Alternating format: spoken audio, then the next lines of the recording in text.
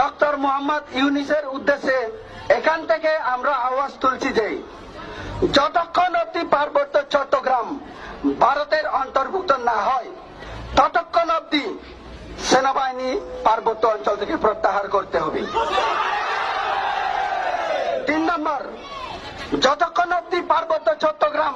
ভারতের অবিচ্ছেদ্য অংশ কিংবা ভারতের অন্তর্ভুক্ত হচ্ছে না ততক্ষণ অব্দি সেখানে সেনা শাসন এবং গণহত্যা বন্ধ করতে হবে, না হলে এই আন্দোলন আমাদের জারি থাকবে। আর সেখানে যারা আমাদের ভাই বোন, আমাদের জাতি ভাই, বাংলাদেশ পার্বত্য চট্টগ্রাম, খাগড়াছড়ি, দীঘিনালা, পানছড়ি পার্বত্য এলাকাতে যত সংখ্যক আমাদের ভাই বন্ধু রয়েছে, আমি ওদের উদ্দেশ্যে আওয়াজ তুলছি এখানে আমাদের আজকের এই পেচারতল থেকে আগামী দিন আপনারা যদি খণ্ডিত না হয়ে একত্র হয়ে যদি